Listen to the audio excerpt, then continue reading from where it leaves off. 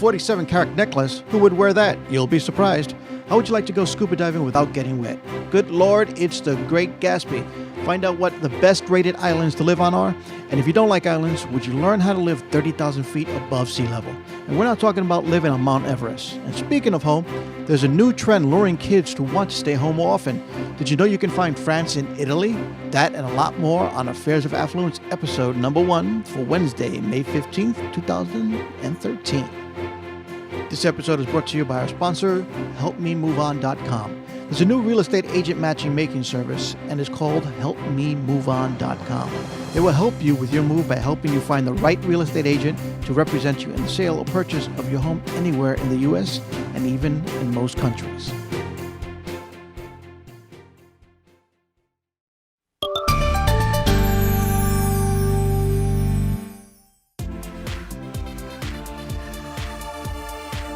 Hello and welcome to Affairs of Affluence. I'm your host, Carlos Cruz, and we are here to connect you with the finer things in life. This show focuses on the new era of luxury for the sophisticated, affluent connoisseur. We'll talk about the world's premium and luxury products and upscale providers of top luxury services, including the California and global real estate market. Have you seen the movie based on the 1925 novel by F. Scott Fitzgerald called The Great Gatsby? If you have, you probably saw the jewelry pieces used to describe that era. If you were fascinated or fell in love with some of the pieces, you can now add them to your collection of jewelry.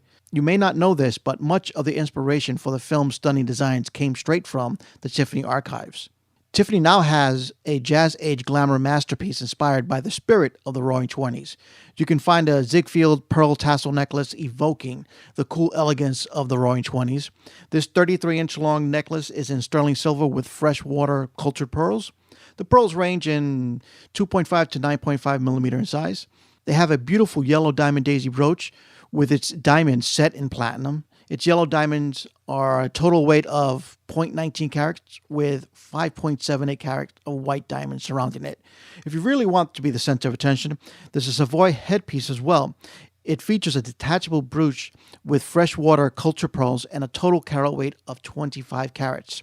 These masterpieces show nothing less of a sleek sophistication in fashion and jewelry. Aston Martin confirms that the Invest-Industrial partnership previously announced in December 2012 has been completed.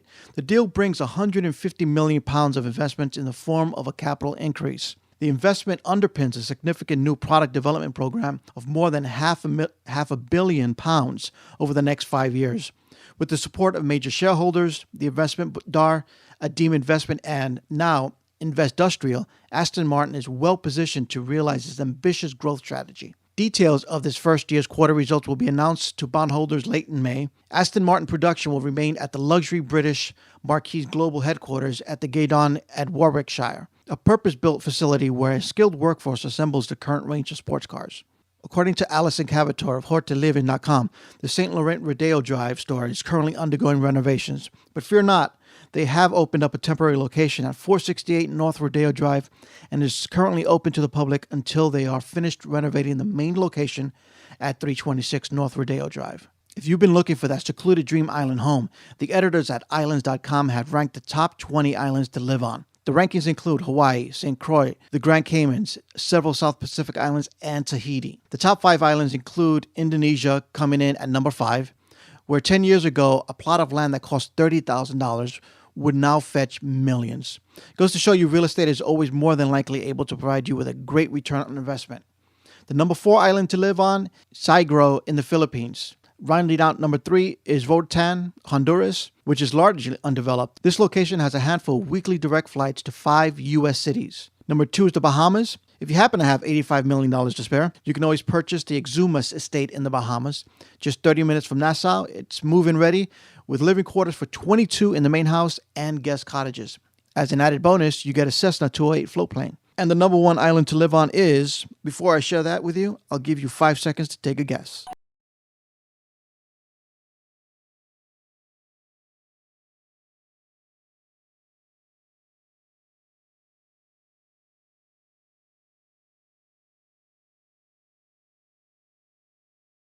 The island of Sardinia, you are so way off.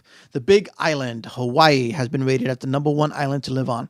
And if you're looking for that beachfront property, there's an 11,300 square foot estate on 25 acres along the island's northern tip, boasting 6 bedrooms, 3 fireplaces, and a 2,000 bottle wine cellar. You'll have a good reason to celebrate sunrises and sunsets. Current listing price is just a little over $13 million. If you thought flying in luxury meant being in first class, then you need to see Boeing business jets. Boeing has taken several of its commercial models and reinvented them to the private market. If you put a high premium on mobility, style, comfort, then you may want to check them out. You can live on land, on the road, on the sea, and now you can more than likely live above the highest peaks. I believe Boeing business jets will make you reconsider private airline luxury. You'll never look at first class the same again. Did you know you can now go scuba diving without getting wet? That's right. Hamschur Schlemmer is now selling a remote-operated submarine that sends live video to your iPad from 100 feet underwater. The sub is tethered to its receiver on deck with a 100-foot video cable. Communicating with the receiver using Wi-Fi, an app installed on your iPad or laptop remotely controls the sub's electronic thrust and propellers for full control motion. The sub can travel around 5 knots forward and 1 knot in reverse. You can also use the iPad built-in motion sensors to steer the sub. The sub also includes an HD video camera which captures 1280 by 720 resolution video. Eric Schmidt, the owner of a 255-foot Expedition super yacht, was sold in April to the Antibes Yacht Show. The vessel, registered as the Long Ranger, can easily circumnavigate the globe with its 31,000-mile range on a single tank. The sale price is currently not made public, but there is speculation that it may have gone anywhere from $10 to $15 million. Bentley has launched a new luxury sedan, the Flying Spur. With a 6-liter W12 engine, the Flying Spur can propel from 0 to 60 miles per hour in 4.3 seconds and on a top speed of 200 miles per hour. This seems to be a massive luxury vehicle with sharp new designs and more modern electronics.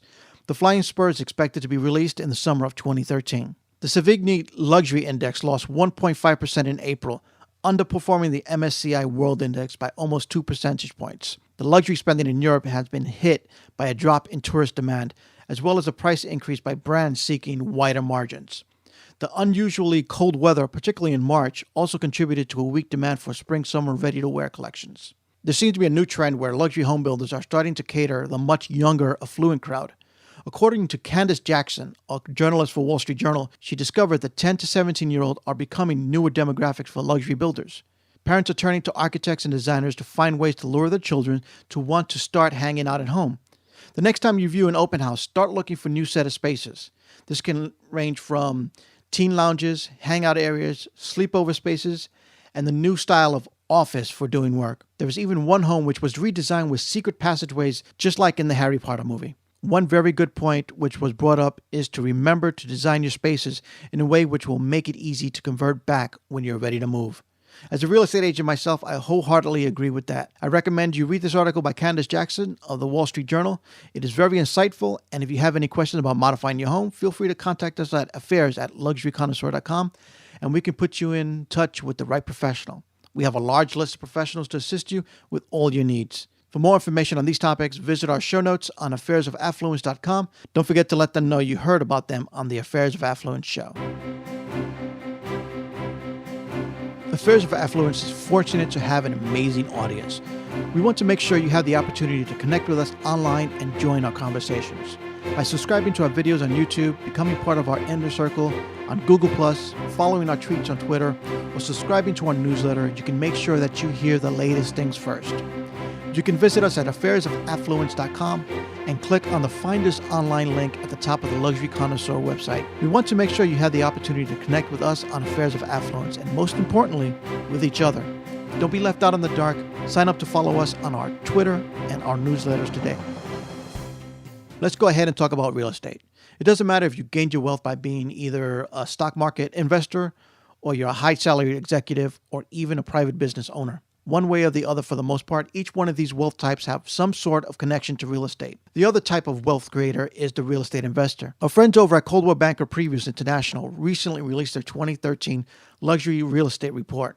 I thought I'd share some of the highlights with you. Once a home is in excess of $5 million, it becomes more of an art form to figure out what the price is going to be. The reason for this is because you may find it challenging of the scarcity of homes in the same range. There are only so many $100 million homes which can be compared to each other. You can go to Hillsborough, or Beverly Hills, or New York City. You'll see the differences. And for those of you who are new to the wealth scene, I highly recommend you keep these in mind. There are basically 7 factors that will affect the price of your luxury home. The first factor would be the one you always hear about: location, location, location. And this is the most significant factor in a luxury home. Do you have grand views, or are you looking at the back of someone else's building? The majority of your price guesstimation will be due to location. There is a thing called irreplaceability, and this has to deal with construction restrictions. If you're looking to buy an older home thinking you'll be able to build a larger home, you better check with the local county and city building restrictions. There is a possibility the current structure could not be built under today's restriction and guidelines. This gives a property a one-of-a-kind status, which in turn increases its value. The rarity of its location is another driving force behind luxury home prices. Aside from its location, its architectural significance is a major factor as well. Not only how it looks to you, what style it is, but who built it. That alone may completely throw off pricing, because what someone is willing to pay just because it was built by a Frank Gehry, a Lo Ming Pai, Frank Lloyd Wright, Oscar Niemeyer, or Ray Cape. Each luxury home will have its own life. In essence, its own soul, because of who built it. This is similar to the celebrity ownership factor. While most homes haven't had any celebrities live in it, the ones that do will fetch a higher than average price. Whether it's a sports figure, famous politician, or actor, these are driving factors which will add a bit more interest and price in that home. The last 2 factors related are the quality of finishes and its premium amenities. Does the property have any over-the-top amenities? Or does it have very opulent finishes? Does it have gold and other expensive metals? High quality marble? Does it have a massive playground or a grand ballroom? When you're looking for high-end luxury homes, a majority of it relates to how it matches your personality. The home has to feel right to you. So no matter how much money you have or how much you are ready to and willing to spend, don't buy a home unless, when you walk through that door, it feels like home. We'd like to thank our sponsor, HelpMeMoveOn.com. There's a new real estate agent matchmaking service, and it's called HelpMeMoveOn.com. They will help you with your move by helping you find the right real estate agent to represent you in the sale or purchase of your home, and if necessary, assist you with your relocation. Moving is a highly stressful time for everybody involved, and making sure you have a smooth transition from one location to another is what HelpMeMoveOn.com does best. That usually starts by finding the right real estate agent. Why sell or buy yourself when you don't have to? Whether you're moving across the street, across town, to a completely different state or country, HelpMeMoveOn.com can help you with your real estate needs. HelpMeMoveOn.com is proud to be associated with the Global Relocation Network. This network is comprised of nearly 700 independent residential real estate firms in excess of 145,000 sales associates in 35 countries. This allows HelpMeMoveOn.com to offer you relocation services both nationally and internationally, and is the most effective way to ensure you receive superior customer service. We have the ability to support a client's real estate needs anywhere in the world. We'll have global reach with high-quality professional resources. HelpMeMoveOn.com makes home buying less stressful, and selling your home is now easier by going to HelpMeMoveOn.com and filling out the form. You will receive a call from a live person, not a recording or just an email stating we've received your email. Someone will call you to evaluate what your needs are. Do you have children with special needs? Are you moving to a super remote location? Do you have very expensive items that have to be handled with care? Or maybe you have parents or grandparents moving with you and they do not speak English very well and require an agent that speaks your native language. It doesn't matter if you're looking to buy or sell a home that is $80,000 or $5 million. HelpMeMoveOn.com can make sure your agent matches your needs and requirements. HelpMeMoveOn.com will stay with you from beginning to end and even follow up with you after your relocation is completed. HelpMeMoveOn.com is all about ensuring you have a pleasant moving experience. There is no reason for you to deal with all the headaches and hassles of a move. Visit HelpMeMoveOn.com and fill out the form. There's no cost, no obligation to help you find an agent. Let them know you heard us on Affairs of Affluence. Go now to HelpMeMoveOn.com. Our next guest is the founder of JF Diamonds. John Francis is an English-born entrepreneur with a long-held passion for Italian design and artisanship. Following an Oxford University degree in Italian literature, John departed his native England for Milan in 1999 to pursue his true calling. His work as a consultant and lawyer to well-known Italian luxury brands led to a specialization and flair for fine diamonds, culminating in the creation of JF Diamonds, a truly unique and bespoke Italian fine diamond jeweler and loose diamond dealer. John, thank you for being on the show. Thank you. How are things going in Italy? I would say on the whole, certainly in the sectors you just mentioned, the luxury sectors, fashion, jewelry, that sort of thing. I would say in Italy they are not going well at all. Italy's been struck very hard by the recession. So a lot of the very big names within the Italian fashion world, including within the jewelry world, are suffering heavily. Their home markets, I would say, have almost vanished, and what you're seeing is an increasing trend for these Italian brands to look abroad to the places which which are no surprise, to look to Asia, India, China. Basically, what you're seeing is a trend to look to expand into these markets in an attempt to boost sales and so on, because their home markets are no longer reliable as a source of revenue, and who knows how long that's going to last. So what we're seeing is a big trend, and this is something I still do it from the business side of my setup, and we'll come to that later. Exactly how we've organized ourselves is that we assist people as well as doing business on our own account in terms of the diamond business, in seeking out and making contact with the relevant people in the jurisdictions that I just mentioned: Asia, China, India, Russia to some extent, in an attempt to broaden out and globalize some of these brands, which traditionally for years have been family owned and have relied upon what up to a few years ago was a very wealthy northern Italy client base, which is more or less, I wouldn't say totally vanished, but been severely diminished. The trend is very much globalization in search of new markets and, to be honest, new funding, new backers. So are you finding it easier to find clients outside of the European Union? I would say there are two enclaves in Europe, which I would hardly say are not representative of Europe as a whole, where we still have clients, and those would be Monte Carlo, and of course Monaco is effectively a country. I think it's a principality.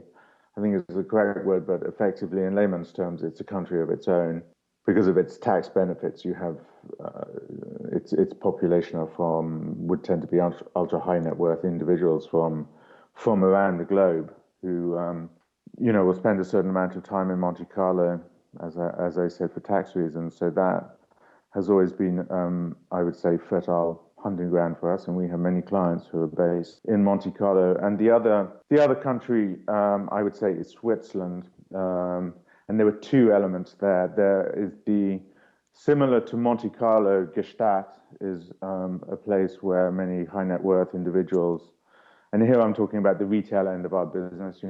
These are people who would buy our jewelry as opposed to, let's say, the diamond dealing business or the financial aspects of the business that we offer, which we can talk about later. The sort of similar type people you find who now live in Monte Carlo. Gstaad has as a canton, has come up with a set of regulations, meaning that it's attractive to the high net worth individual to become tax resident in Gstaad. So that is certainly a point in Europe that we would concentrate on. But I would say for Europe, that is more or less it. That we've taken a strategic decision that those are the only two places that it's worth us marketing to and paying attention to. I would say Italy, Spain, France, the UK. The UK is slightly different because the UK is something of a fashion hub. We're still not quite sure what approach to take to the UK, because a lot of people still like, just as a matter of pleasure, to get on their planes, go to London and go on a shopping spree. That's something that's a phenomenon that's been around for a long time, and it is still there to some extent, but it's quite tricky to get a handle on how many people are doing that and how much they're spending, which is of course crucial formulating, if you like, a marketing campaign and working out how much money is worth spending marketing to that sort of place. So we have mixed views on that. That is how I would sum up Europe at this particular point in time in the luxury sector that we're talking about. Obviously, if you move into real estate, London is a different kettle of fish. I would say is booming at the moment at certain levels, and that of course brings along the same sort of people that we would want to attract as clientele for our goods. So the two feed off each other. So in London, what we've been doing is generally keeping tabs and hooking up with the real estate people to find out who exactly are basing themselves, at least for some of the time, in the UK, and what they're spending and what they're spending on. Well, I have to commend you because you actually sound like someone who not only just owns and runs a business, but you're completely aware of your marketplace on a global scale. And that's really not easy to do. I deal with a lot of business owners locally here in California as well as globally. And they may be smart in their industry and their field, but when it comes down to marketing and knowing exactly who their clientele is, they basically have somebody else that is a specialist in that for their business. And you seem to know exactly where your clientele are, who they are, and what they're doing. So I wish to commend you on that one. You're located in Milan, which of course is a beautiful area. What area of Milan do you live in? We're based in what they call the Quadrilaterale, which is they're basically 4th Street, via Monte Napoleone. We're in Via della Spiga, which is parallel, and there's some streets via Sant'Andrea, via San Gesù, which is the fashion hub of Milan. So we're right we're next door to Roberto Cavalli's flagship store, Prada next door. That's the kind of place you want to be if that's your market. So we placed ourselves there. On the administrative side, because we also, we have if you like, a more financial offering, which is related to the diamond dealing. And there we have offices in the city, in London, in Chancery Lane. And that we use the name of the holding company, which is called JP France Limited, to deal with that. And JP France Limited owns the brand JF Diamonds and all the related IP rights, owns the diamonds and so on. So the JF brands, the home is in Milan, in the middle of the fashion district, via Monte Napoleone, etc. The financial offering, and there our clients are funds and so on, and we can come on to that. Why diamonds have become a sort of topical issue at the moment as investors seek new asset classes in which to invest their money, given the sort of current lack of certainty around the more traditional asset classes of, stocks and shares and so on. Real estate to a lesser extent. So that's the way we've set up. We've put the financial end in the middle of London's financial district, London still being, I suppose with New York and to some extent Singapore, the main financial hubs in the world, and I think where you need to be. I think the JF Brands, which is owned by JP France Limited, is obviously very much a high-end luxury fashion brand. Well, fashion is the wrong word. I mean, it's a high-end jewelry brand. Is in the middle of the fashion area in Milan, which I still think is one of the important fashion areas in the world. I think maybe in the past few years, because of the recession that Italy suffered, that I don't know, that would probably be more for you to tell me whether.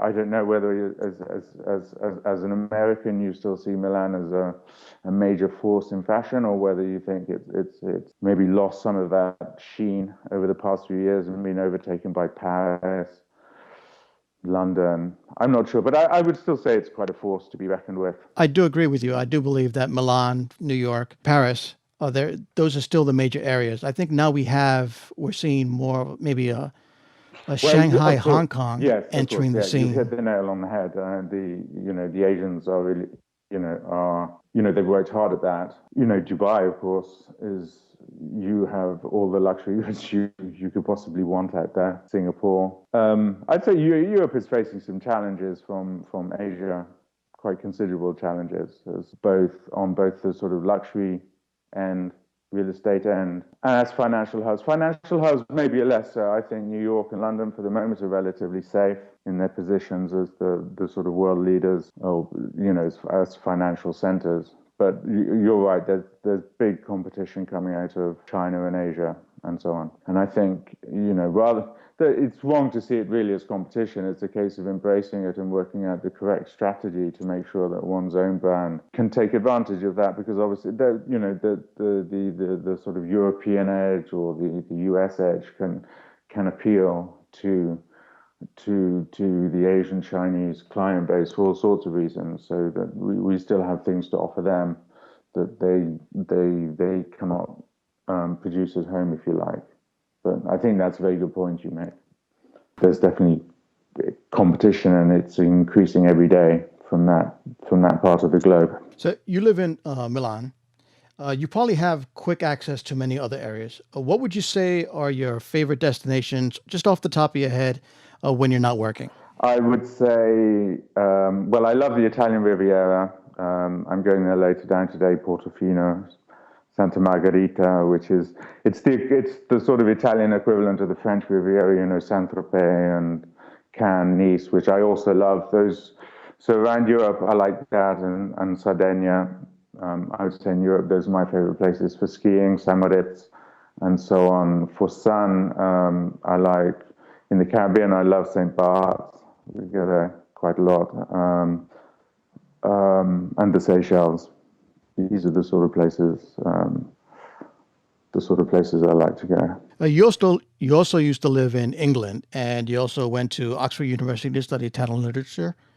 So you was exposed to some of the great literary minds in the Renaissance period.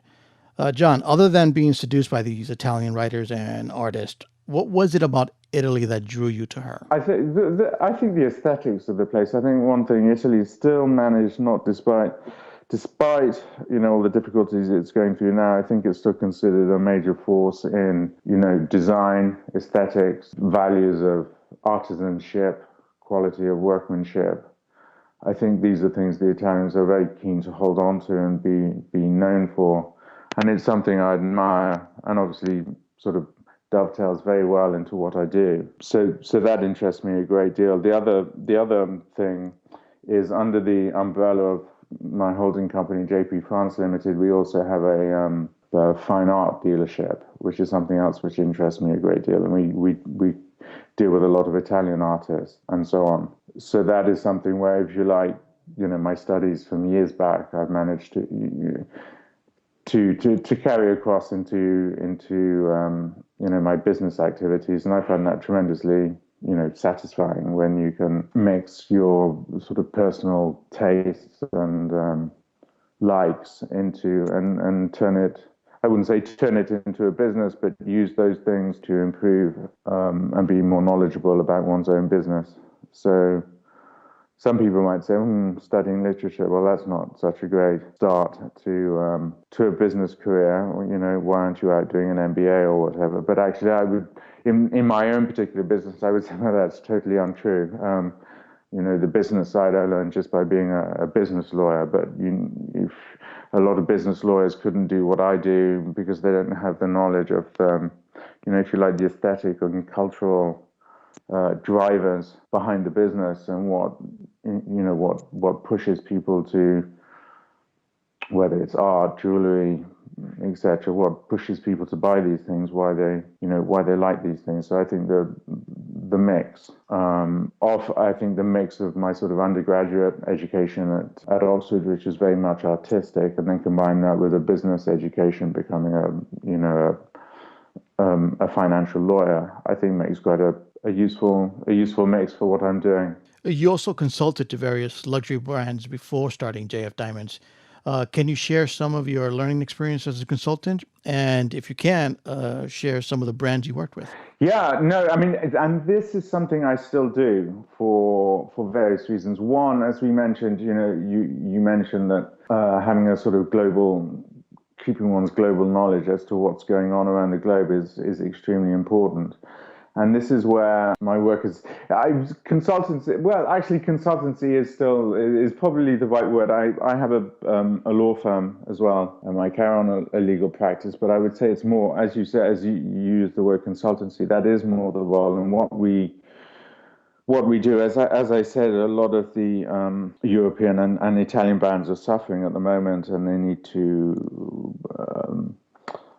improve their balance sheets, globalize, move into other markets. And where I come in on that is using contacts I've built up over the years in Asia, India in particular, where I have very strong relationships with the Tata Group, with the State Bank of India, with Reliance, who are the Ambani brothers, who I don't know, who are like both of them are in the top 20 in the Forbes list. Companies such as that, various Russian oligarchs on the Russian side, links in China. And so quite a lot of the work I do is I will have brands come along and say, we should be in these markets. They have increasing economic power. Most importantly, they have a middle class. Most of these countries have always had very rich people with their private jets who just the fly around the globe and go shopping.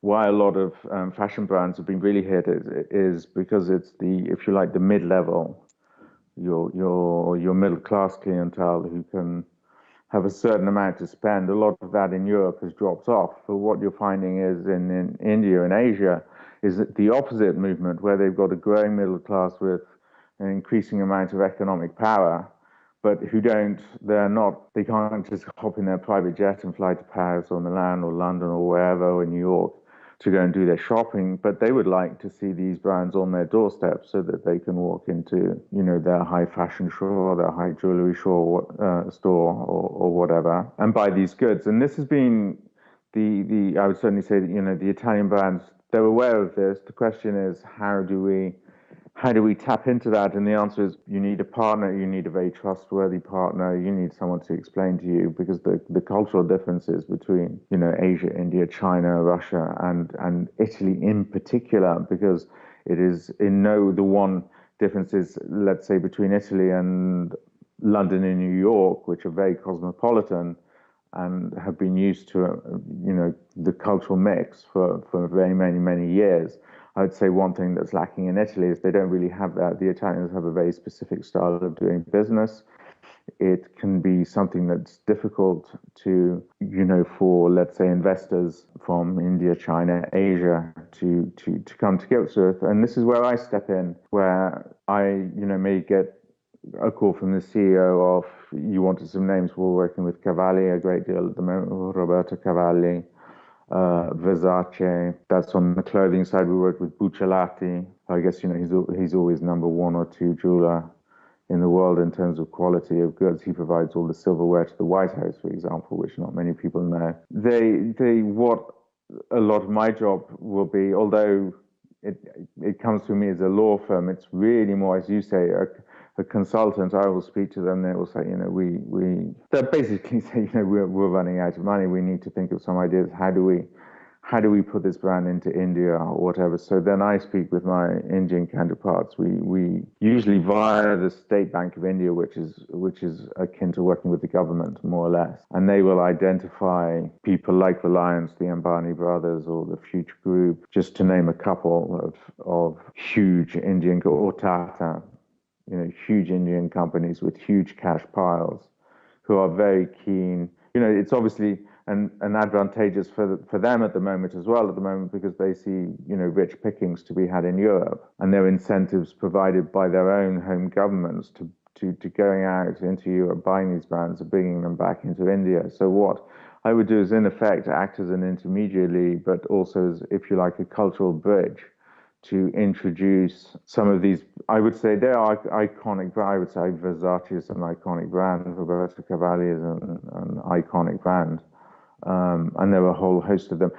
I would say take any Italian fashion brand at the moment, apart from what I call the three untouchables, who are Armani, Prada, and Dolce & Gabbana, who really know how to look after themselves. All of the others are open to discussions about how to tap into more lucrative markets. So a lot of my job will be to, if you like, bridge the gap between those companies and their suitors, if you like, from India, Asia, China, or whatever, and inform each other of what they can expect. What you find is a lot of the Italian fashion brands are still very much family owned, very close knit, very protective of themselves, and they can find the way actually almost most other cultures find business quite alien to them. And quite a lot of my job is when there's a meeting of minds and you say, well, Cavalli might work well with this particular partner. This is a clean partner, because quite a few Italian brands have run into trouble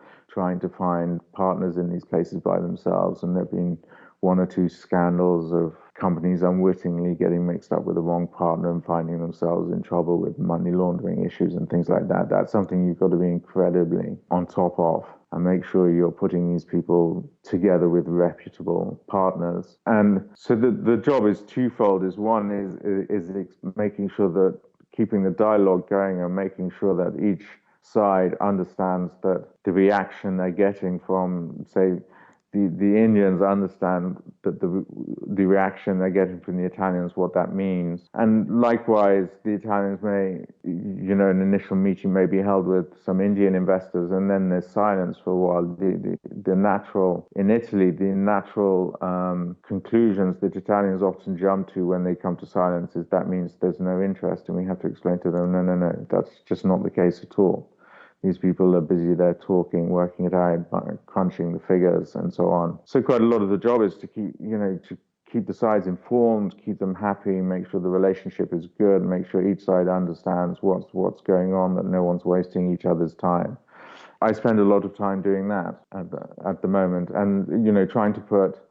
If one of these companies says, I want to be in India, we say, right, well, this is the type of partner who, we found one partner who, let's say, is incredibly successful at what I would call premium goods, which is one level below, let's say, luxury. They're slightly nervous about luxury on the Indian side, because they don't really understand it, so that doesn't work. So we say, well, let's try someone like the Reliance, who are all over luxury. There's a better partner for you. They've got a very clean track record. They will know exactly. They also have huge cash piles.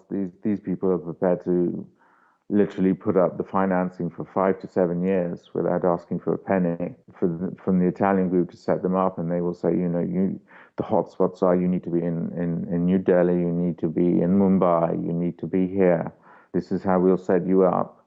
In return, they will say, we expect you to bring know-how to the table, which we don't have. We expect you to come and train our let's say Indian or Asian workforce into how to replicate, if you like, the made in Italy quality and so on, which is where a lot of the value lies in these brands in the eyes of foreign investors, and is what they really want to keep. So that's the quid pro quo. So they say, you bring that to the table, we'll bring the cash for 5 years and, make this happen in your country of choice. And then 5 to 7 years down the line, we'll decide what we want to do, whether we want to, keep it going, or perhaps the Italian company wants to buy it. It feels it knows what it's doing, it's settled in, and buy itself back out again. Or IPO the company. And that this is very much a model that's being offered to a lot of premium brands around Europe by Asian and Indian, very extremely serious investors, extremely cash-rich, powerful promoters, investors, if you like. So basically, the business model that you're talking about is similar to here in Silicon Valley, where I live. And that's basically angel investors and venture capitalists that are investing in new businesses. Well, except there's a difference. This is one of the sticking points. You have two types of promoters. There are the retailers. I mean, Reliance, for example, which is the Ambani brothers, the Future Group. These are retailers in their own right who have a vast stables of brands, many of which are European, some of which are American. We were looking at the sale of Lee Cooper the other day, the iconic jeans brand, which has just been sold. Here's the difference. You have the retailers, and they tend to be preferred by the Italians who have a retail history. because they think these people are here to improve on, to keep the brand going on into the future, as opposed to your purely financial investors, your private equity houses, who see the opportunity to, they'll put together a JV in the country of choice, split up the percentage between the two groups, pump in the money to with an expected growth rate of return, and then will definitely wish to exit. And the fear of, family-owned companies, many of whom have had these iconic brands within their families for centuries, is that a very much money-minded fund, your Carlyles, your Blackstones, your Permiras, your KKRs, are just seeing it as an opportunity over 5 years to, pump up the brand, IPO it, and then disappear into the sunset with their money, which is, of course, another business model and has proved to be very successful, certainly financially, for a lot of private equity houses. But the retailers the Italian retailers tend to look at that with some suspicion, because they say that there's no love for our brand here. They see as a there's a potential cash cow here to be taken advantage of. So you find that sometimes they can be, John Richmond is another company we've helped, which is owned by an Italian called Saverio Moschula, who will say, I get 3-4 calls every week from saying, we can do this for you, and give it 5 years, and then we all exit, do an IPO, and we all exit with big bags of money. And their obvious question for the retailers is, okay, that's great, and then what happens to our brand? You've ridden off into the sunset, onto the next deal. What about us? So they generally prefer a retail promoter as opposed to a fund. They're going to be less suspicious of the funds. But you're completely right. Those are the two types of promoters you're looking at. The retailers with big cash piles looking for, if you like, similar to your let's say your Warren Buffett, who will look at companies where there's value to be unlocked, but who's in there for the long term. That's my perception of something like Warren Buffett's outfit, as opposed to some of the very hard-nosed funds who are looking at the opposite. They're looking to build up and get out as quickly as they can, really, because it makes sense for them. Well, the 2 points that you're bringing up basically are, you have one side, which is the Warren Buffett-like, that invest in something long-term, but they invest in something that they because understand he won't touch completely. anything unless he really understands it. That's going to give confidence to the counterparty that he's dealing with.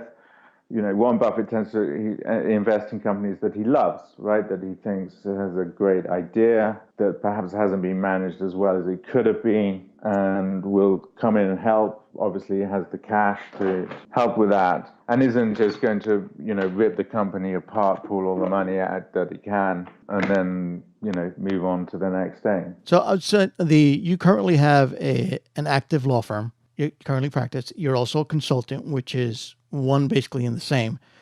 So what inspired you to not necessarily leave behind your career as a lawyer, but just to put it somewhat to the side and concentrate mostly in pursuing the jewelry design? I think two things. As I said, some of my clients are jewelers themselves, and I think just leaving aside the aesthetic side of it, just there's a great deal of appeal within the diamond market themselves anyway. Just, there's a mystique, a glamour there, which I find quite attractive. But I think there are two elements to that. One of the big attractions is on the finance side. There are, as I say, there's an increase, a lot of people are looking around for new asset classes at the moment. And what you're seeing is quite a few funds growing up, which are backed by diamonds. Goldman Sachs, I think, was the first probably to set one up. Rothschild has set one up, and they're springing up. And the way that works is that, the funds buy sets of diamonds and then issue paper backed off the returns and the value growth in diamond to investors who wouldn't know how to actually go and invest in the underlying asset itself. It's not that easy to go out and buy diamonds. And these banks, they don't have diamond departments. They will go to diamond companies, to diamond dealers, to purchase their collateral, to back their funds and so on, and to turn to advise to when they need to redeem the notes they've issued to their investors and so on. They need the diamond company to help them do that. So I see that as a huge. It's very topical at the moment. A lot of people are talking about it. Quite a lot of our customers are funds. There's a lot of room for offering risk return profiles to either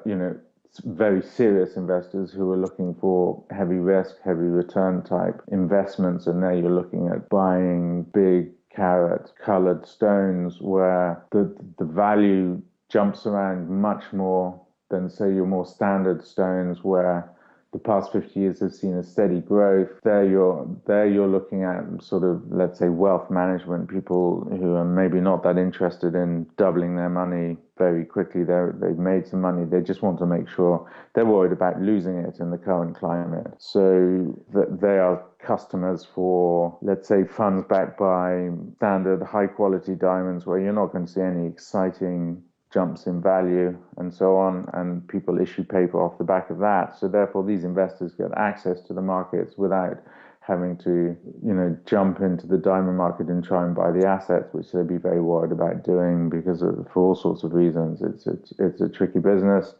Two, big expensive colored diamond buying where from one day to the next, a jeweler, people like your Graf, your Musayas may suddenly turn around and say, I'm quite prepared to go and buy a lot of money for that, spend a lot of money for that diamond because I've got a client, a sheikh or someone somewhere who wants it and is prepared to buy the odds. And, bingo, the investor who has the paper off the back of that diamond makes a lot of money. So that's something, we have the retail clients and they deal with the brand JF Diamonds, the JP France Limited, which is the finance end, would look after that, and we talk to a lot of funds, help them buy, advise them on the value curve, advise them on time taken for redemptions, which is obviously something that worries banks. No one likes a run on their investments, and then find out that the liquidity is not there to pay out their investors, and then they're in trouble. So we can talk them through that, actually help them buy their underlying collateral. That, I would say, is one half of the business, and a very interesting one. But ultimately not dissimilar to what people.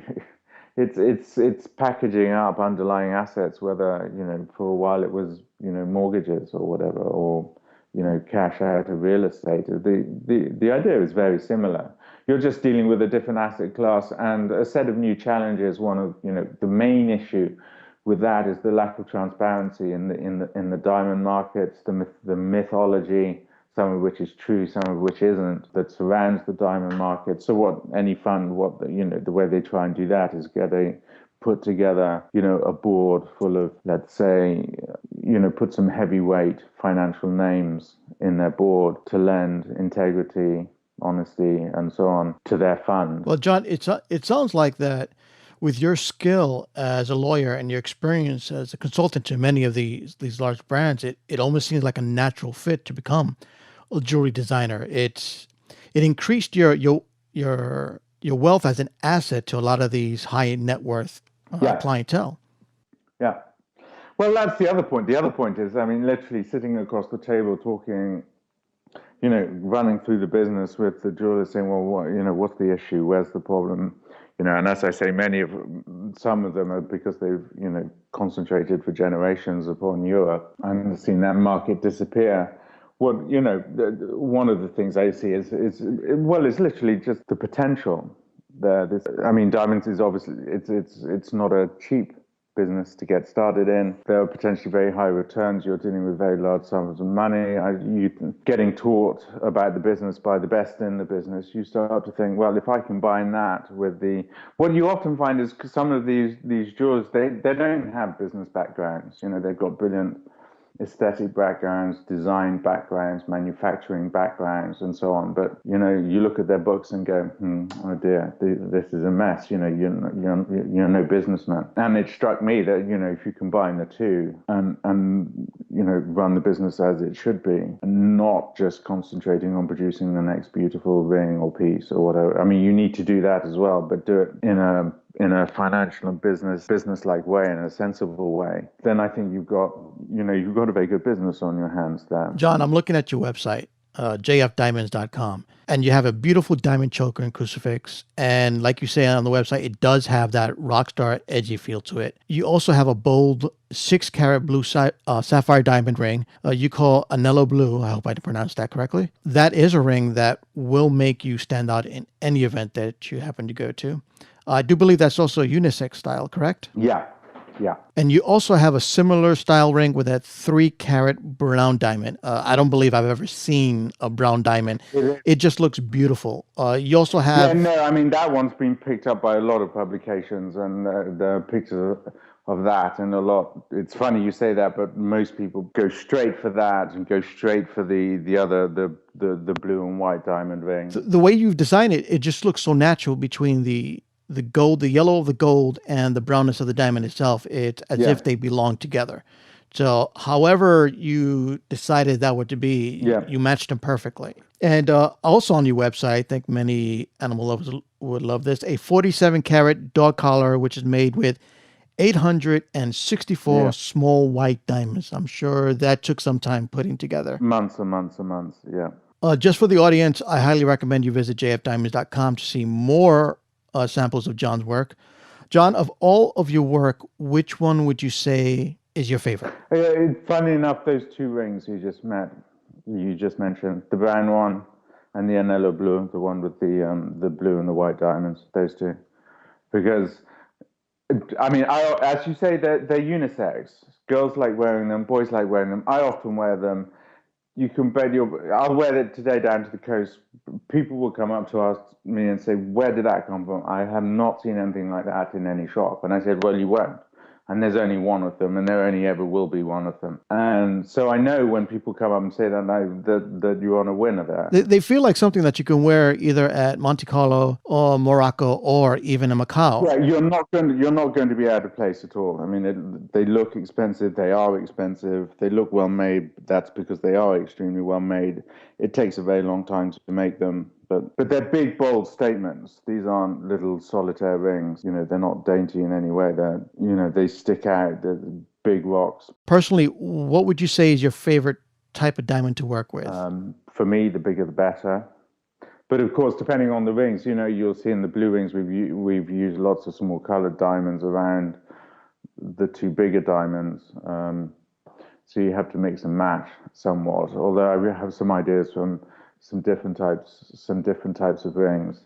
Then you've got your cut. I mean, there are 25 traditional cuts, from your round brilliant to your emerald to your Asher, which is slightly out of fashion.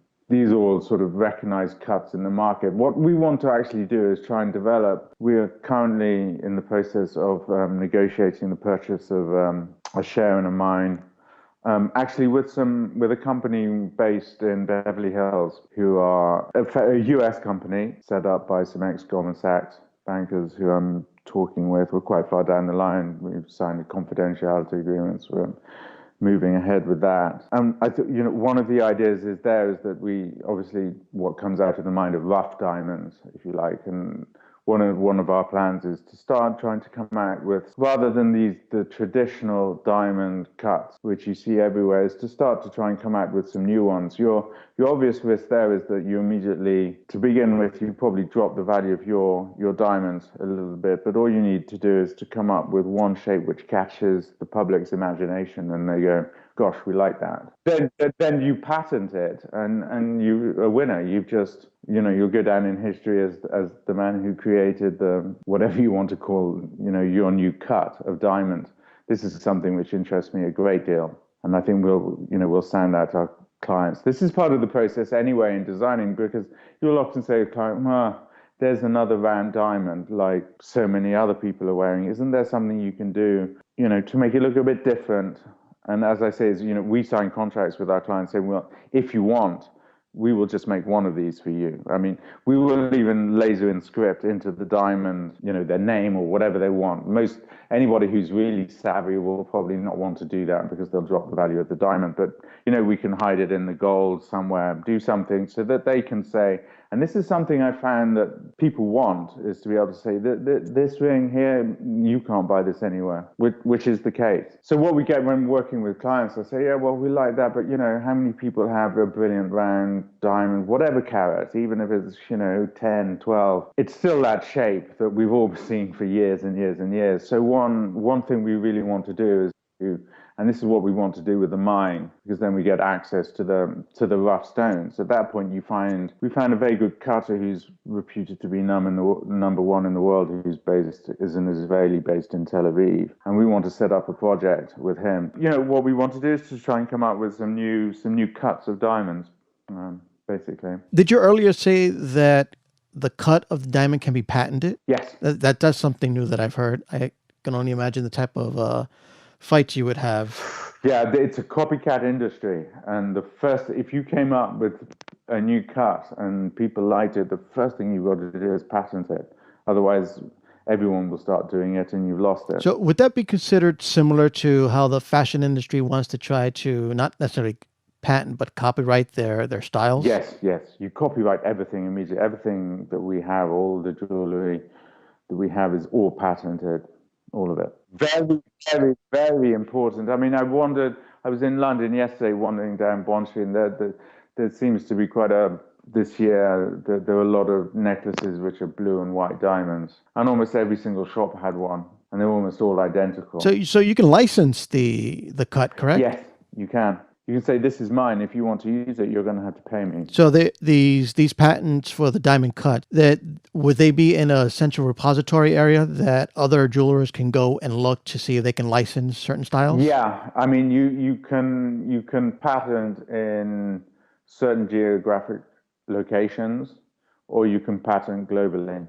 And there is, I mean, if you see a shape and you just copy it, you do so at your own risk. Because if the owner of that patent, a lot of people do it on the assumption that it's not going to be noticed, especially with some of the big diamond companies who are producing massive collections. Somewhere in the shop will be something using that shape. They may say, we're going to get away with this because the owner of the patents are not going to notice. Well, that sounds like the diamond industry is very similar to the tech industry, because every other day there's another patent lawsuit because somebody supposedly or allegedly took something that someone else either built or created. I mean, jewelers are very wary of that. I know someone we work with who he uses magnetism, so that in his jewels, the diamond is actually suspended midair just above the ring using magnetic forces. That's an original piece right there. Oh, yes. It's very impressive to look at. I mean, it looks like a floating diamond or just above your finger, and you can't lose it. I mean, you shake your hand, do whatever you like. And he's very worried. It took him several years and a lot of money, and it is patented, but even with the patent, he won't show it in his window. You spoke about several styles before and your clients and what they wanted. Are you seeing certain trends right now, or what is it that you're seeing in the market when it comes to trends? Funny enough, we're seeing the sort of slightly more aggressive style we've certainly seen come to the fore, but aggressive in the sense that, and it's quite hard to do properly, that you can wear out, I know, in your pair of jeans or whatever, look almost, not punk is the wrong word, but rock star type look, big and brash jewelry. But that at the same time, the lady could put on her evening dress, and by looking at that piece that's an important piece of expensive jewelry. And getting that mix right, you don't want to, buy your beautiful dress and then put on a piece of jewelry that looks like it belongs on a Hell's Angel. So we're trying to get that right. So the mix between sort of aggressive and edgy style that can still go with an elegant look, because you don't want to niche yourself too much. That, I think, is one trend. And the other trend is, funnily enough, is a lot of what they call armory type jewelry, like, wristbands made out of, let's say, black diamonds rather than white. People who don't deal with diamonds use steel, titanium, things like that. I mean, we do a pair of bands, we call them the gladiator bands, which run up your forearm, made out of black diamonds. And our agency are saying, God, I have an interview with Condé Nast Traveler next week, who want to do a special on what they call armory jewelry. And so they want to look at that. That's definitely a trend. I mean, cheaper, I wouldn't call them jewelers, but you see people making them out of nails and things like that. We say, well, we can do it out of black diamonds. We can make them hard. For a man, say, we have some DJs interested in it. For example, DJs are quite interested in rings and diamonds, not just because they like them themselves, but because it looks amazing under the So, light. so where do you find your inspiration to create such works of beauty? Because that's exactly what they are. They're just beautiful masterpieces. Well, I mean, like the armbands, actually, that came through. I mean, it sounds that came through the DJ Tiesto, who'd produced. He likes to wear these bands. As I say, quite a lot of DJs like it because under the lights, their hands just flash. If they're wearing beautiful jewelry, and he actually produced a song called Gladiator, and I thought that's interesting because DJs are one of our clientele, or the very top end one, who like rock stars quite like to wear expensive jewelry, and I thought that I just looked at it and thought, God, that looks amazing, in the flesh. These are big. I mean, these run up from your wrist right up to your elbow. Just solid, thousands of diamonds. And I thought, well, that's where the inspiration for that one came from. The other two areas which I am very interested in are shoes, funnily enough. And we're talking to some makers of fine shoes, of using diamonds around the heels and the soles just because they look fantastic. That's why. And the other thing we're looking at is, although this is quite an old one, but we've been asked quite a lot of times that clients come to us with very expensive watches and say, this is a great watch, but it could be a lot nicer if we did something with diamonds. What do you think? And we've just done it for them for a whole range of different types of premium brand watches. And what we've been getting some approaches from watch brands saying, well, how about you do a line for us, because we don't really know how to do that. It's not our job. We make watches, but if you can decorate it, because watches is a difficult one. The purist watch collectors and people who are prepared to spend a lot of money on watches, when they look at the ones made by jewelers, say those aren't watches, those are jewels, and you've just paid Longines or Omega to use their mechanism in your watch, and a lot of them don't even do that, so it's hardly a watch. So there are a few watch brands out there that have seen that there's a value in saying, no, what you're getting here is genuinely high quality watch, whether it's your Patek or your, whatever. Not a fashion item. And we've linked with a proper jeweler who's embossed it with diamonds or done something to make it different from the lines produced by that particular watchmaker. So they're looking at one-off pieces, and this is something, and we've had people walk in with great watches saying, I love this, but can you do something with it which will pump up its value and make it such that it becomes a watch that no one else can buy anywhere else? You've just done this for me. So that's something we're looking at as well. What would you consider to be your highlight as a jewelry designer, aside from your Anello blue and brown? Well, I'd say the Gladiator bands, just because they're enormous and come in black and white. I mean, the black ones would come in, because I don't know if you know that black diamonds are generally, for a wide range of reasons, much cheaper than white diamonds, and there are reasons for that. And so a pair of those would come in at $650,000. If we did them in white diamonds, they would come in at $3 million for the pair. But you can do, what I like about it is you can do so many things with them. A man might want, a sort of macho look, hard, a hard band around his arm. You can picture the scene, whereas a woman might say, what we can do is, right, with a different quality of diamond, with very, very high quality diamonds, smaller, we can make this look like silk. Because you've also got the issues of, there are issues of wearability in diamond, especially with the choker, for example. You have to be very careful. Diamonds are sharp. They're one of the hardest substances known to man. You get it wrong and you might slit, the lady's throat, and then you're in big trouble. So there is that element, and this is where the quality of your manufacturer comes in. You have to say, this is a great design, but will it work? Is it wearable? If that lady slips down the stairs, I don't want that crucifix to go straight up into her skull. So safety is another big issue that you have to incorporate. Yes, but also with these big armbands, you don't want the around your wrist where it joins with your hands. You don't want that being cut. Right, it has the functionality to it.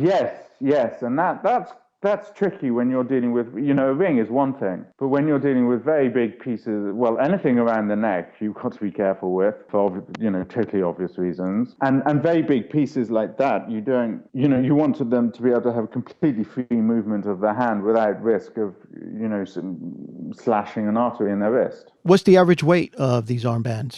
Totally depends upon the type of diamonds you use. But we try actually not that heavy at all. They're not.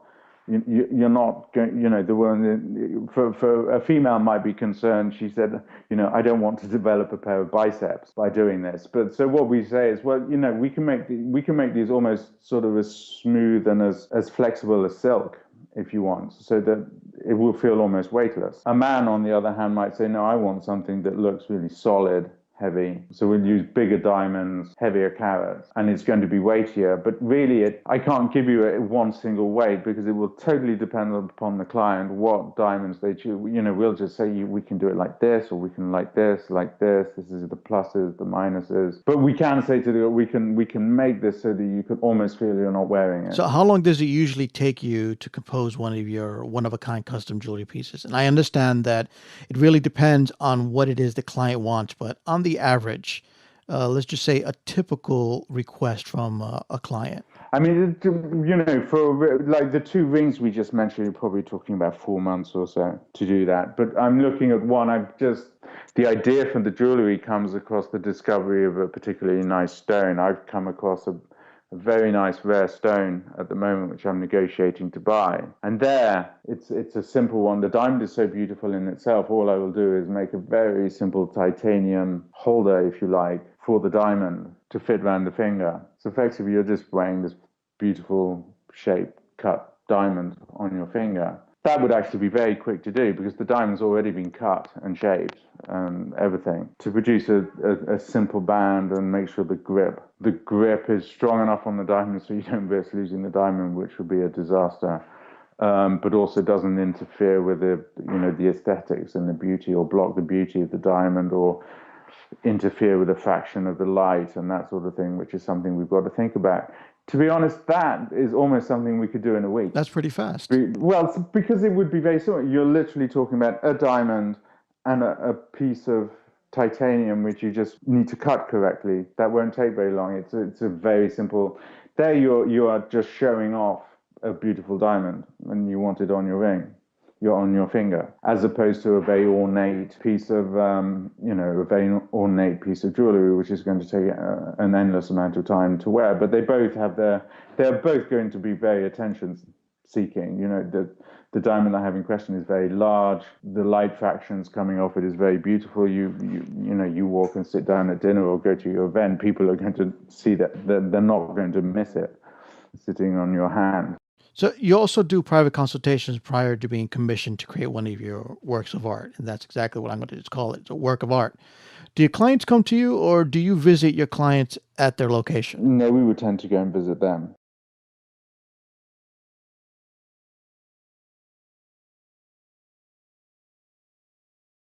And how much travel do you normally experience when it comes to visiting the client? Is that majority of what you do? I mean, you probably don't need to visit them that much. The initial consultation is the first, where you go with the designer, the manufacturer, the gemologist, and perhaps some design. I mean, you speak to them and ask them. You obviously want to know what you want: a necklace, earrings, ring, something different, something altogether new. So you'll get some initial information out of them first, and then put together the right team for that piece, because we don't have just one team that we use for everything, because it doesn't make sense. Some people are better at doing certain types of things than others, so we'll try and put together for them the team that's right for their particular piece. So we will take them up, and the designer will have an idea of what they want, but a lot of people, they don't really know what they want until they see it, or until they're shown it. And a picture can help, but we'll also bring pieces up with us that we think are sort of similar and say, is this going in the right direction? If you had this, now what would you change? How do you want it? Blah blah blah. The designer will take notes of that and produce a whole set of designs trying to reflect what they've heard the client say they want. And just keep doing that over and over and over and over until you come up, until the client goes, that's it. That's what I want. The gemologist will explain to them, right, we will explain to them, diamonds, the value, and so on. Because there's a question of how much they want to spend, but it's more complicated than that. And you can say, right, you can go cheaper on the diamond, but in a few years' time, you may have lost a lot of value. Might be worth you buying a better diamond now.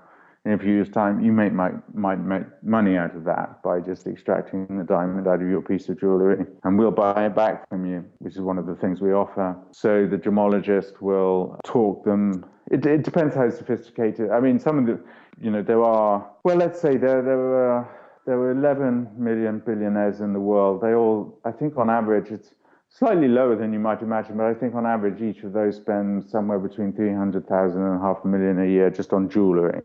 I'm not talking storing diamonds in a Swiss bank here, just on jewelry. Well, what if I just wanted a pre-made piece and I'm not located in the area? Do you have stores and do you ship? Oh, yes, yeah.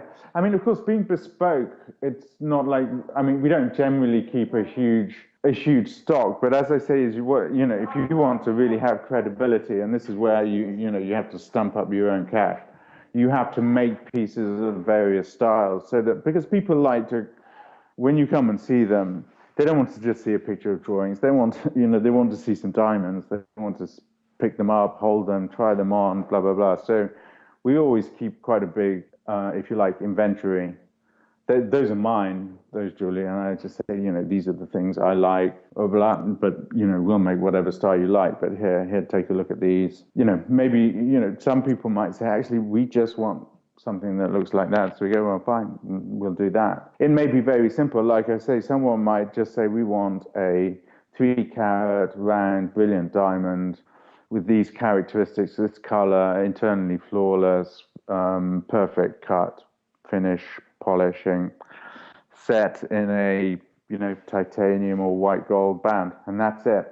We hardly need to talk to them. We just go, right, well, we'll source the diamond for you, inform you what costs we can manage to negotiate for you, and then you give us the yes or no. We don't see too much of the client. It won't take very long to make it. So what would you say is the most expensive jewelry piece you've created? At the moment, 3 million for some shoes, where the whole heels are made of diamonds and the sole. And talking about your diamonds, can you share with us where you source your diamonds from? Now that's a politically delicate point, because what I've tended to do in the past is use other diamond companies, people like Rosy Blue or De Beers, people like that, because that way you avoid for example, I mean, a lot of the best diamonds do come out of Africa and so on, but there are all sorts of political issues going on there at the moment, so that's something you might want to stay away from. There's a certain corner of the diamond market which is almost the entire preserve of the Jewish community. Again, you have India, who come out with a lot of the colored diamonds. The two spots which a lot of people, I think Harry Winston just bought mine just before they were bought by Swatch in Canada, where a lot of diamonds come, and obviously that's a fairly politically neutral sort of country. She isn't going to upset anybody. And Brazil is the other one, which is we're looking to buy a mine there so that we can avoid, so that we don't actually have to go and deal with diamond dealers and negotiate. You can waste a lot of time doing that. What we really want, where we really want to be, is producing our own diamonds. Well, I say we produce them. I mean, they're produced naturally, but have our own diamonds so that actually we're not buying diamonds off anybody. They come out of our mine. We look at them and then cut them as needed by the client. Well, with that said, where do you manufacture your jewelry once you receive your diamond? In Valenza, in Italy, which is, if you like, diamond center for Italy for donkey's ears, which is Valenza. And there are lots of artisans there who produce very high quality work. And it's all handmade. There's no machinery involved at all. I mean, apart from lasers to cut the diamonds. We certainly don't do any machine produced jewelry, which I know some of the bigger companies do, just because I guess it makes us, who produce collections of, hundreds of similar pieces. In the end, they just use machinery to pump it out. But that's not something we do. We just have, as I say, artisans working on the pieces by hand. And then they will bring it back to us. I mean, I've just produced an 8-carat ring. I've had one look at it, send it back, said I didn't like this bit, change this, change this, change this. This is the other treatment you get. You tend to build quite a close relationship with the manufacturers, who come in person and look at the ring with you, and you stare at it and you go, well, what about if we do this and this and this and this? And we've been doing this for a few weeks on one particular ring, which I hope will come out soon, and we'll start to market as a style, which I think is very different from anything I've seen before. I'm not going to give any details on it yet, but what will happen is they will on Monday. Valencia's not actually that far from Milan. So the artisans, they will drive up with what they've done with the piece. I'll come in and look at it, and it might be right now, or we might go. It's a process. We'll go around and say, if we just change that a little bit, it might be better. Might not. So that's the process that comes through. It starts off with the idea. They produce a prototype in wax. You have a look at it and go, right. Then you go out and you buy the gold, buy the diamonds, or if you're not using gold, silver, whatever. I tend to mostly use white gold. They will come back with the first run of the piece. You look at it. They might get it right first time and you're done. But it might take 6, 7, 10 goes until you really come out. You go, right, you nailed it. That's it. Got my ring. That's the way we work. So it's really, it is totally bespoke. There's nothing. As I say, is we don't produce collections. We don't just say, right, here's this piece called the what blob, and we're going to produce X thousand of them and put them in a shop. That's just not what we do. We'll just keep going at one particular piece until we like it, and we'll probably only make one of them, because that appeals to a lot of. This whole thing, of course, costs a lot of money, and the end buyer's going to have, it's going to cost. Hopefully they're not going to lose any money on it. And as I say, we always contract back with them that at any point, if they give us 2 months' notice, we'll buy it back from them. The other thing we also offer is that the point is with jewelry is that, jewelry goes in and out of fashion. And what catches a lot of people out, especially if they're not experienced jewelry buyers, is that people, we deal a lot with Christie's, Sotheby's, and so on, their jewelry departments. And they always come out with the same story that people, when they get to retirement age, come in with big boxes of, I don't really want, I say Cartier, Tiffany's, not to run, they produce great jewelry. They come in with the big boxes and think, right, now's the time to sell it, and we'll go and buy a boat and sail off into the sunset. And Christie's go, we've got some bad news for you, you're not going to get very much money out of that. And that's not because there's anything wrong with the jewelry, but because it's gone out of fashion.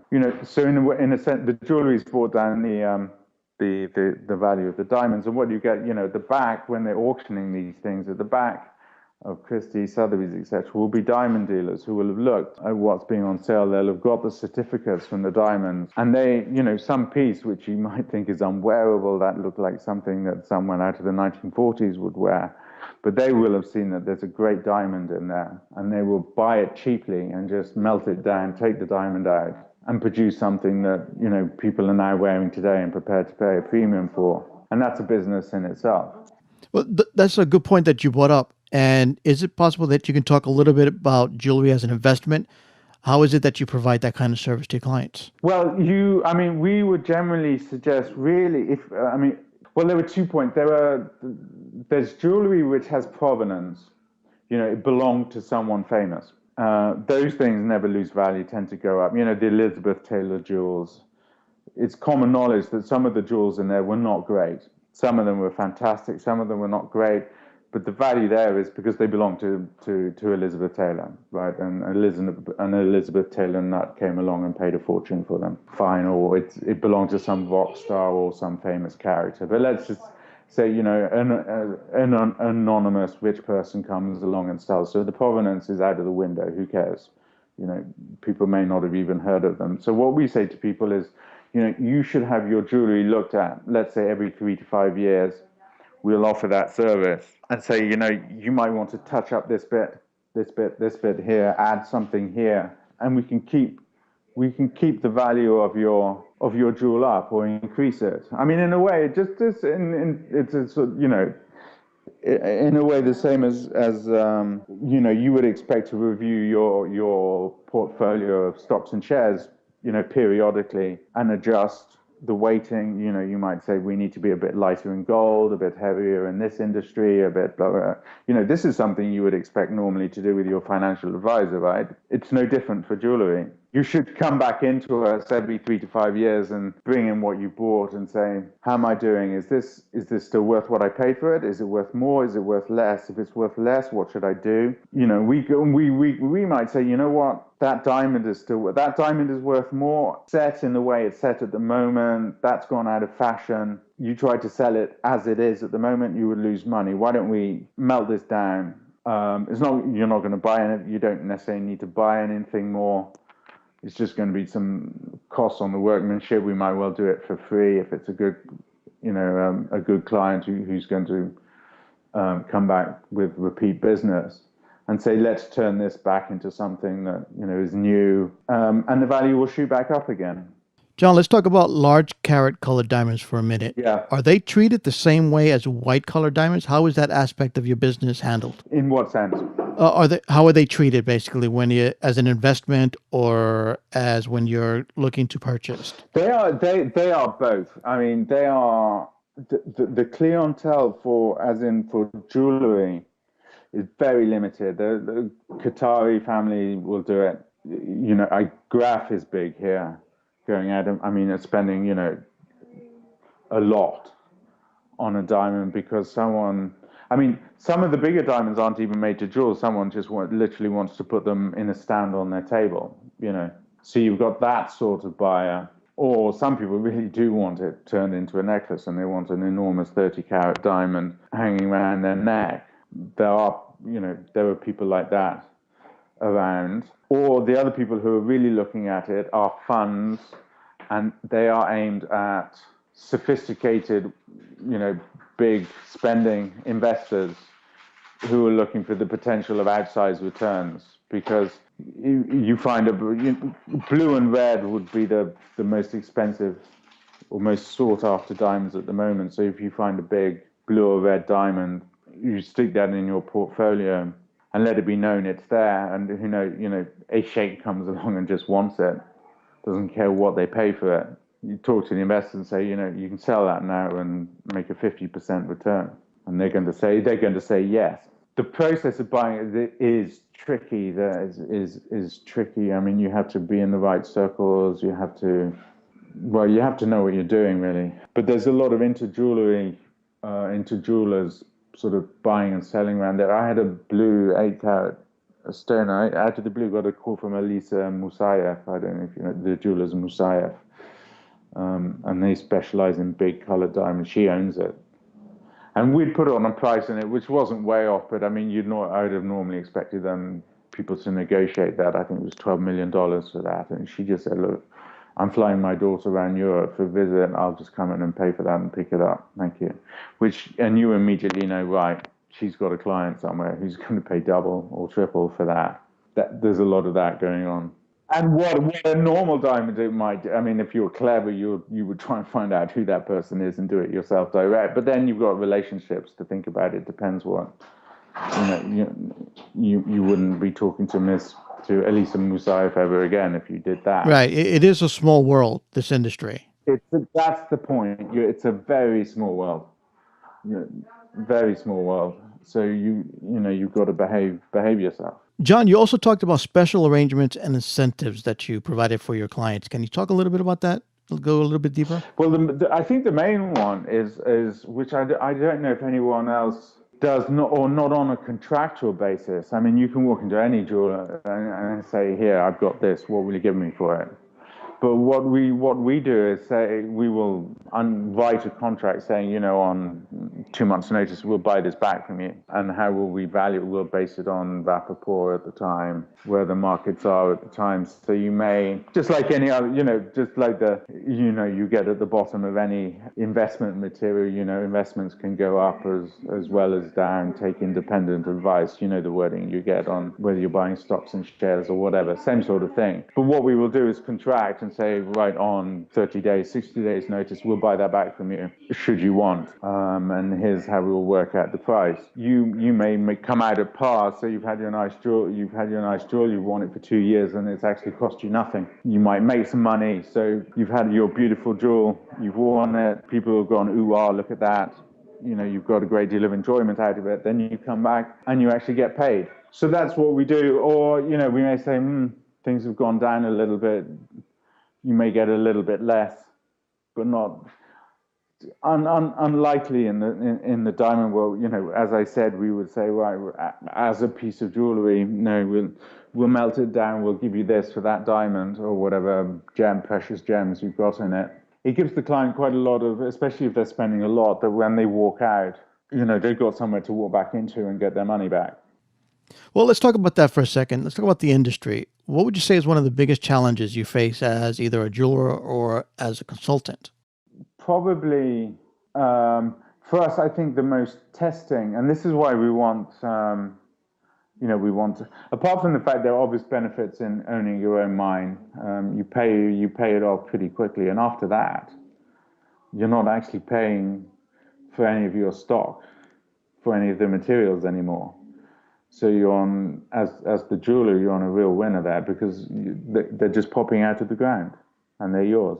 And that gets you around one of the nasty bits, which the person buying the retail buyer doesn't get to see, which is buying the diamonds, which is an extremely sort of delicate business, one where it's easy to lose a lot of money. There are some unscrupulous people in the business, unfortunately. Switching diamonds is not uncommon at all once you bought them. That I would say is the most testing and sort of nerve-wracking bit of it, is going out and making a major diamond purchase and making sure you're not getting ripped off. So let's look towards the future, John. Let's go ahead and get really positive here.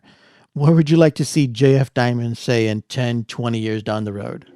With a mine, so that we're producing our own diamonds, which we're selling to funds and producing beautiful jewelry. In terms of size, we have absolutely no ambition to become... In this, I would say big is beautiful in terms of the diamonds. I love big diamonds. In terms of the business, I don't want to turn into some who produces, thousands and thousands and thousands of pieces of jewelry per year, like some huge diamond company at all. Where I'd like to be is to be known as, right, if you want something really special, high quality, blah, blah, blah, this is where you go. This is where you get it. So you want to maintain that personal service, that one-on-one touch and feel. But just be known for just producing the best quality diamond and giving the best service, helping people make, helping people make money too out of it, and making it myself too, with the buying back and so on. So, I don't want ever to open a retail shop because a lot of our clients will immediately turn their nose up and say, well, we don't want something which anybody can just walk off the high street and buy in a shop. So we'll never do that. So where we want to be is to be the go-to people for funds if they want, big expensive diamonds, and for the jewelry wearers that they know that we're trustworthy, will produce jewels of the highest quality. They will get exactly what they ask for, and they can come back and they can, come back and know that they can, should they wish to trade it in or change it, that they can do that whenever they want. So quality and exclusivity, we want to be known to be at the top end of those two pillars, not size. Ladies and gentlemen, that is going to do it for this episode of Affairs of Affluence. John, I would like to thank you for being on the show. It was great having you. We learned a lot, and we look forward to having you on again. Good. Thank you very much. If you want more information on John and JF Diamonds, go visit his website, jfdiamonds.com. You can follow John Franz via Twitter at jfdiamonds, or visit our show notes on affairsofaffluence.com. Thank you for listening to the Affairs of Affluence show. I'm your host, Carlos Cruz, and I hope you've had a great time with us.